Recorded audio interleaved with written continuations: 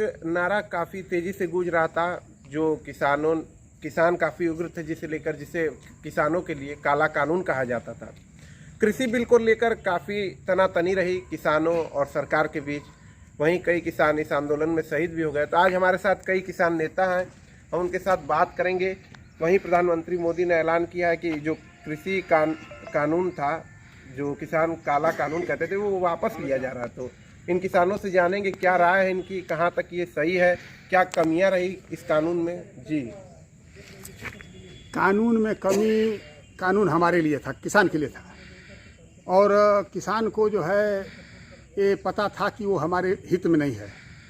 किसान पूरे देश का आंदोलित था। ये कहा जाता था किसान को कि ये खालिस्तानी हैं, पाकिस्तानी हैं, आतंकवादी हैं, विदेश के पैसे पर पलने वाले हैं। ये 1 साल से धरना चल रहा था दिल्ली में, Tikri border, Ghazipur border, Singhu border, लेकिन ये सुन नहीं रही थी ना। उत्तर प्रदेश में चुनाव आया है, ईश्वर ने उन्हें सद्बुद्धि दे। हे परमात्मा, हमारे प्रधानमंत्री को, हमारे गृह मंत्री को सद्बुद्धि दीजिए कि और हम लोगों के बारे में सोचें। किसान बहुत संकट में है। किसान के पास कोई आमदनी का सहारा है। उत्पादन जो है कहते हैं कि उनकी लागत, उनकी आमदनी दूना हो जाएगी। आई है बाढ़, थी ना। मैं भाजपा के नेताओं से मैसेज करता हूँ, उनसे कहिए कि गाय गंगा गीता की कसम खा करके कहिए कि आमदनी आपकी दूना हो गई है, कोई खड़ा नहीं होगा, सब भाग जाएंगे, ठीक ना। लेकिन अब चूंकि उनका रजिस्ट्रेशन है उस पार्टी में, तो जब भी उनसे पूछा जाता है तो कहते हैं कि हमारी आमदनी बढ़ गई, हमको ये मिल रहा है, वो मिल रहा है। क्या मिल रहा है भाई? जो मिल रहा है कि नहीं? हाँ, तो आज किसान कितने खुश हैं? 1000 मर चुके हैं। ये गम के आंसू जो है बस रुक गए। अगर इन्होंने बिल वापस लिया तो जो गम के आंसू हैं रुके हैं, वो सूखेंगे तब जब उन परिवारों को नौकरी दी जाएगी, सरकारी एक और 1 करोड़ रुपया मुआवजा दिया जाएगा। उनके नाम पर, उनकी शहादत पर एक भव्य स्मारक दिल्ली में बनाया जाएगा, जो किसानों की याद में खड़ा होगा। ये होगा कि नहीं, हिंदुस्तान का सबसे लंबा आंदोलन चला था, ठीक ना, किसानों के हित में, तब जाकर के दर्द थोड़ा कम होगा। तो अभी भी कई किसान वहाँ दिल्ली में धरने पर बैठे हुए हैं, जैसा कि क्या लगता है वो वापस जाएंगे? वो बैठे रहेंगे, लड़ते रहेंगे। वो भगत सिंह, बिस्मिल, उधम सिंह के वंशज हैं, ठीक ना। हाँ, उन्हें आतंकवादी कहा गया। उनके सीने में बड़ी चोट है, उन्हें, उनके दिल में बड़ा दर्द है। तो घाव भरते भी समय घाव भरने में समय लगेगा। सरकार माफ़ी मांगी है, प्रधानमंत्री माफ़ी मांगे हैं। इन लोगों को पहले ये समझना चाहिए, भारतीय जनता पार्टी के नेताओं को, भारतीय जनता पार्टी के मतदाताओं को, भारतीय जनता पार्टी के शीर्ष नेतृत्व को ये बात समझनी चाहिए कि हमारे मोदी जी और शाह जी के पास कृषि से संबंधित कोई जानकारी नहीं है। वो खेतों में लात नहीं डाले हैं, वो खेती का काम नहीं किए हैं, वो किसानों के संपर्क में नहीं रहे हैं, वो पूंजीपतियों के साथ सोहबत में रहे हैं। उन्हें पूंजीपतियों की अच्छी जानकारी है, लेकिन खेती किसानी की जानकारी नहीं है। अगर वो किसानों के बारे में जानकारी करना चाहते हैं, उत्तर प्रदेश के पूर्व मुख्यमंत्री राजनाथ सिंह जी को आगे करें, ठीक ना। मैं दूसरी पार्टी का हूँ, लेकिन 1 साल तक वो मुख्यमंत्री थे। उत्तर प्रदेश धान और गेहूं की रिकॉर्ड खरीद हुई थी, और उनके कार्यकाल को भी मैं अच्छा मानता हूँ। भ्रष्टाचार रुक गया था, काफ़ी कम हुआ था। तो सरकार तो कह रही है कि क्रय केंद्रों पर धान की काफी खरीद हो रही है। आप तो पत्रकार हैं, आप जा करके देखिए, मैं इसमें सफाई नहीं दूंगा। आप किसान हैं, आप मैं किसान हूं, तो मैं जानता हूं कि किसान खून के आंसू रो रहा है। कहीं धान उनकी खरीद नहीं हो रही, अभी सारे केंद्र बंद पड़े हैं, ठीक ना। ये लोग झूठ बोलते हैं, आधे लोगों की फीडिंग हुई, आधे की नहीं। जब फीडिंग जिसकी होगी उसी का खरीदा जाएगा। फीडिंग हो नहीं रही, आईडी बंद है, और कैसे खरीद कर रहे हैं समझ में नहीं आ रहा है। जो छोटे किसान हैं उनका तो कतई नहीं होता है। जो 10-5 कुंटल बेचने वाले हो, फ्री में 10 रुपया, 11 रुपया, 12 रुपया में बेच कर छुट्टी करते हैं, ठीक ना। तो वो सड़कों पर अपना माल बेचते हैं, बेच देते हैं। क्या करें, कितना चक्कर लगाएंगे। इन लोगों की साहबगिरी बहुत तगड़ी है भाई यूपी में। हेलो, ये बाबू, साहबगिरी जो है, इनके चक्कर काटते काटते अब थक जाएंगे। ना आपको रजिस्ट्रेशन मिलेगा, ना आपको टोकन मिलेगा, ना आपका धान खरीदा जाएगा, ना आपको गेहूँ खरीदा जाएगा। बस ये गरीब की बात करते हैं, ठीक ना। हाँ, गरीब की बात इनके मुंह से जितना सुन लीजिए। गरीबी दूर नहीं करते। गरीबी क्या दूर करेंगे? गरीबी दूर सिर्फ एक बात से हो सकती है, चौधरी चरण सिंह की पुस्तक भारत की अर्थनीति। मोदी जी पढ़ें, शाह जी पढ़ें, कैसे गांधीवादी तरीके से हिंदुस्तान अपने पैरों पर खड़ा हो सकता है, ठीक ना।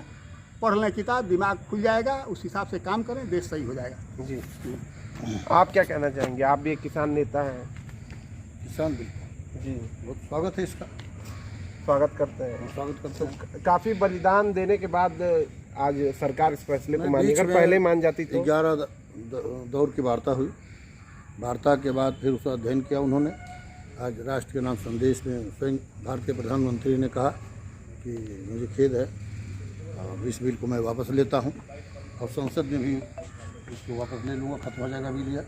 ये अच्छी तो कहीं ऐसा तो नहीं कि मौखिक कहा जा रहा है और बाद में फिर अगर लागू बोले कर दिया चुनाव को प्रधानमंत्री देखने के बाद? प्रेस वार्ता में बोले हैं, भारत के संदेश में बोले हैं, कहीं गलत नहीं होगा। जो प्रधानमंत्री बोलते हैं सत्य बोलते हैं, गलत नहीं बोलते हैं, ये समझिए। लेकिन एक चीज़ मैं कहूँगा किसान के नाते कि जो MSP है उस पर भी विचार होना चाहिए। MSP की गारंटी हो, ताकि अगर सरकारी खरीद या तो साल भर हो गेहूँ की, धान की, या तो नहीं होती है तो ऐसा कानून बनाया जाए उससे कम दाम पर, जो MSP जो निर्धारित है उससे कम दाम पर कोई व्यापारी, चाहे छोटा व्यापारी चाहे बड़ा व्यापारी जो है धान गेहूँ न खरीदे। अगर खरीदता है तो उसको जेल भेजा जाए, सगे अपराध माना जाए, ये जरूरी है। इस पर भी विचार भारत तो क्या इसमें अधिकारियों को भी शामिल किया जाएगा, जिसमें अधिकारी लिप्त हो व्यापारियों के साथ? अधिकारी तो हमेशा जो है वो अपनी मुरपट्टी चलाते हैं, तो जानते हैं, किसी की भी सरकार रहती है, उनके ऊपर भी कार्रवाई होनी चाहिए। हाँ होनी चाहिए। जी आइए जानते हैं, हमारे साथ एक किसान भी है। तो हम महंगाई पर बात करेंगे, महंगाई कहाँ तक गई? महंगाई भाई तो चरम सीमा पर हो गई है। जिस महंगाई को बढ़ते बढ़ते 76 वर्ष लग गया, इस सरकार में 6 वर्ष में बढ़ गया। आज सरसों का तेल देख लीजिए, जब पिछले साल लॉकडाउन था 80 रुपये किलो था, आज वही 220 से 230 240। बढ़िया क्वालिटी का ब्रांडेड अगर सरसों का तेल आप खरीदने जाएंगे तो 280 रुपये किलो से नीचे नहीं। तो क्या ब्रांडेड सरसों अलग से उगाई जाती है? नहीं, ये कंपनियों का व्यवस्था है ना। किसी में मिक्सचर होता है, किसी को कहेंगे कि शुद्ध है, किसी को कहेंगे कि अशुद्ध है। तो कंपनियां तय करती हैं हाँ, उसकी कंपनियां उपयोगिता। इसमें टोटल सरकार की जिम्मेवारी है। तो किसानों को कहाँ तक लाभ मिलता है इसमें? क्या किसान को कहाँ लाभ मिलने वाला है भैया? किसान की बात तो सरकार कर रही है। अरे ये सब लाली पाप है। चुनावी मैं लॉलीपॉप है। हाँ, ये चुनावी लाली पाप है। निकट 2022 में चुनाव होने वाला है। ये लाली पाप जनता क्यों नहीं इसको ये बताइए। जब कोई व्यवस्थाएं करते हैं ऑन द स्पॉट कानून बना करके, सत्र बुला करके और किसी चीज़ की व्यवस्था को समाप्त कर देते हैं। 1 वर्ष हो गया, हमारे कम से कम 700 से ऊपर किसान वहाँ शहादत दे चुके हैं। एक बार माननीय प्रधानमंत्री महोदय मोदी जी ने किसानों के प्रति कभी उनके मरने पर बोला होगा? ऐसा कभी नहीं बोला। तो क्या है ये लालीपाप? नहीं है तो क्या है? चुनावी फिगुल है। 2022 में उत्तर प्रदेश में चुनाव होने वाला है और हिंदुस्तान का सबसे बड़ा कायदा उत्तर प्रदेश है। उत्तर प्रदेश की गलियारों से ही दिल्ली की गली गुजरती है, चाहे किसी क्षेत्र से आप आ जाए। टीवी चैनलों पर एक समाचार काफी तेजी से चल रहा था कि जब आंदोलन चल रहा था उस बीच पिज्जा खाया जा रहा था किसान। अरे भाई अच्छा सुन लीजिए, मान लीजिए हमारी बात, पिज्जा कहा हो। जा रहा था ये किसान नहीं है, ये तो पार्टी मनाने आए हैं। अच्छा, आप वहाँ के संभ्रांत किसान हो, आप वहाँ खीर पकवा दे रहे हैं, आप वहाँ पिज्ज़ा बनवा दे रहे हैं, आप वहाँ तस्मई बनवा दे रहे हैं, आप वहाँ काफ़ी बनवा दे, ये तो आपकी व्यवस्था थी, सरकार की। मैं वहाँ 12 दिन रह करके आया हूँ। मऊ जनपद से हमारे साथ सैकड़ों किसान गए थे। बताइए, मैं बधाई देता हूँ वहाँ के पश्चिमांचल के किसानों के कि हम 100 किसानों का खाना, चाय, नाश्ता, पानी वहाँ के किसान वहन किए। तो सरकार का कहना है कि इस बिल में राजनीतिक लोगों ने काफी हस्तक्षेप किया और नहीं, कोई अलग रुख दे दिया। नहीं, इसमें कोई राजी किसान थे सब। आप सपा के हो, कोई बसपा के, कोई भाजपा का। भाजपा के लोग भी इसमें, हमारे राकेश भाई यहाँ पूर्व जिला पंचायत अध्यक्ष हैं और भाजपा के एकदम मऊ जनपद के धुआंधार नेता हैं। आज हमेशा किसानों की बात करते हैं, हमेशा किसानों के लिए इस कलेक्ट्री पर धरना देते हैं, हम लोग उनके साथ रहते हैं। तो ऐसी बात थोड़ी, भाजपा के लोग भी ये जानते हैं कि किसान के साथ अन्याय हो रहा है। तो राजनीतिक पहलू कोई भी हो, सबसे पहले किसान किसान मन से कहते हैं अन्नदाता। जब हम अन्न नहीं पैदा करेंगे, जाइए आशीर्वाद आटा खरीदिए, आप 36 रुपया किलो मिलेगा। और मऊ में आप इन मिलों का आटा खरीदेंगे 20 रुपया किलो मिलेगा। तो 36 रुपया किलो का आटा क्या कौन खाएगा? आपसे मैं सवाल करता हूँ। जी, अपना परिचय है। मेरा नाम मुरली तिवारी है जी, मैं मऊ जिले का रहने वाला हूँ। जी आप एक किसान भी हैं, किस तरह देखते हैं? आज काफ़ी खुश होंगे आप। बहुत खुश हैं जी, क्या कहना चाहेंगे इस खुशी के मौके पर? इस खुशी पर हम लोग मिठाई खा रहे हैं। जी हाँ, तो कृषि बिल वापस होने पर बहुत खुश हैं। बहुत खुशी है। तो महंगाई भी एक मुद्दा बना हुआ है, महंगाई को कैसे सरकार कम देखिए, करेगी? महंगाई का कई कारण है। कोरोना काल में इतना डिस्टर्ब हुआ, इतना डिस्टर्ब हो गया, यहाँ ट्रेनें बंद हो गई, बस बंद हो गया, दुकानें बंद हो गई, आदमी तक बंद हो गए, घर में रहने लगे। तो ये सबसे बड़ा कारण महंगाई का है। तो ऐसे में लोग निशाना साध रहे सरकार पे कि सरकार ने ये किया, सरकार ने वो ये किया। तो जनता है, जनता कुछ भी कहती है, ऐसा कुछ नहीं है। खुश हैं आप? हम खुश हैं।